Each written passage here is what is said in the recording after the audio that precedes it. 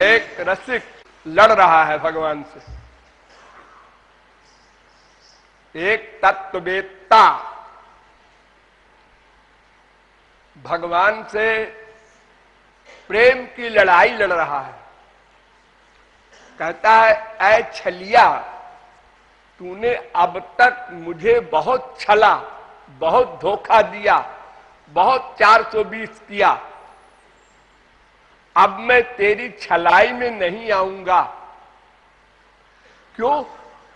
इसलिए कि अभी तक तो मैं इसलिए छलाई में आया था कि तेरे छल को जाना नहीं था। अब तेरे जन ने यानी संत ने तेरे छल को बता दिया है। जब कोई जान लेता है किसी के छल को तो फिर उसके छल में नहीं आता।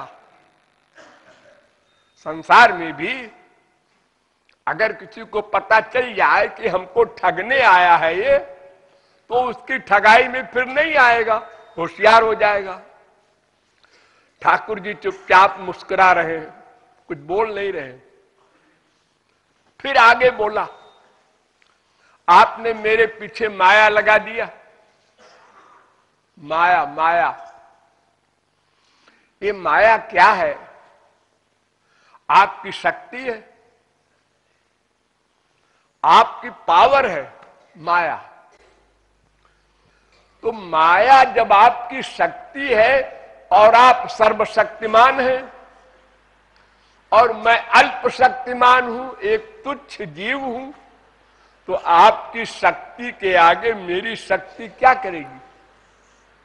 मैं माया का खिलौना बन गया, अज्ञान युक्त हो गया, आपको भूल गया, अपने आप को भूल गया, अपने को शरीर मानने लगा। संसार में जो कुछ है सब शरीर के सुख के लिए मान लिया, उसी में आसक्ति हो गई। ये सब गड़बड़ी आपकी माया के कारण हुई।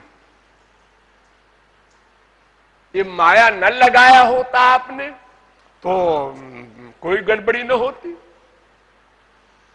ये लड़ाई की बात है।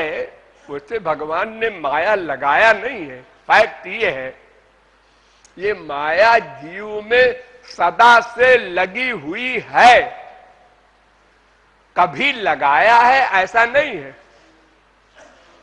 एक बार माया से कोई मुक्त हो जाए तो फिर माया पुनः कभी नहीं लग सकती। सदा पश्यन्तु सूरयः तद विष्णु परमम पदम। आत्यंतिक माया निवृत्ति होती है सदा के लिए। सूरज के सामने अंधकार जा नहीं सकता, फिर सूरज के ऊपर अंधकार अधिकार कैसे करेगा? इसलिए माया जब भगवान के सामने खड़ी नहीं हो सकती तो भगवान पर अधिकार कैसे करेगी? यानी अगर जीव माया से मुक्त हो गया तो भगवान के बराबर हो गया, प्रकाश स्वरूप हो गया। अब उस पर माया का अधिकार कैसे हो सकता है? इम्पॉसिबल, कभी नहीं हो सकता। तो अगर कभी माया से परे होता जीव और एक दिन माया लगी होती तब तो फिर बड़ा खतरनाक मामला था माया का। माया को हम भगवान से बड़ी शक्ति मानते और भगवत प्राप्ति का प्रयत्न भी क्यों करते? क्योंकि भगवत प्राप्ति करेंगे फिर माया लग जाएगी। इसलिए माया अनादिकाल से जीव में लगी है, लेकिन वो माया भगवान की शक्ति है, जीव भी भगवान की शक्ति है। इसलिए जीव लड़ रहा है कि चलो अनादिकाल से लगी है लेकिन लगाया तुम ही नहीं होगा। अरे जबरदस्ती मैंने लगाया। लगाया मत बोलो, लगाया का मतलब प्रारंभ और अनादि का मतलब सदा से। तो प्रेम की लड़ाई में सब चलता है। भगवान के ऊपर दोष लगा रहा है कि तुमने हमारे पीछे माया लगा दिया, हम माया तुम्हारी शक्ति है, तुम्हारी नौकरानी है, उसके आगे मेरी क्या चलेगी? 84 लाख में घुमा रही है और तुम हमारी मां हो। संसारी मां की तरह तुमने भी हमको धोखा दिया। लो, संसारी मां को भी लपेट लिया। संसारी मां भी अपने छोटे से बच्चे को धोखा देती है, ऐसे तुमने भी मुझे धोखा दिया, छला, बरगलाया। क्या धोखा देती है संसारी मां? संसारी मां अपने बच्चे के लिए खिलौने लाती है, पैसा खर्च करके, खिलौने, और बच्चे को खिलौना दे देती है, फिर घर का काम करती है। दिन भर बच्चे को कैसे लिए रहेगी? उसको भी अपना काम है, नहाना धोना, खाना पीना, बाल बच्चों का और भी काम है, पति का काम है, सास ससुर का काम है। तो कोई भी स्त्री दिन भर बच्चे को गोद में कैसे लिए रहेगी? तो जब काम करने जाना होता है मां को, तो खिलौने दे देती है बच्चे को। उसको देखता है, कोई मुंह में डालता है, कहीं ची ची पू पू, चट्टू घुनघुना वगैरह, उसी में लग जाता है बच्चा। मां अपना घर का काम करती है।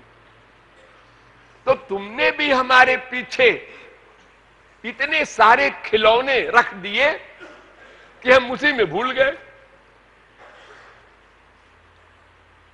संसार में खिलौने जो होते हैं हैसियत के अनुसार होते हैं। बड़े बड़े आदमियों के यहां पूरा एक हॉल होता है खिलौने का, लाखों रुपए के खिलौने खिलौने होते हैं। जैसी जिसकी हैसियत हो, छोटे लोग थोड़ा सा खिलौना खरीद पाते हैं बेचारे, बड़े लोग तमाम खिलौना खरीदते हैं अपने बच्चे के लिए। और भगवान सबसे बड़ा है तो उसने बहुत बड़ा खिलौना रख दिया हमारे आगे, अनंत कोटि ब्रह्मांड। ये सारा संसार खिलौना है। और ये खिलौना 5 प्रकार का है, बस कुल जमा टोटल ध्यान दो, 5 प्रकार का। देखने का खिलौना, सुनने का खिलौना, सूंघने का खिलौना, रस लेने का खिलौना और स्पर्श करने का खिलौना।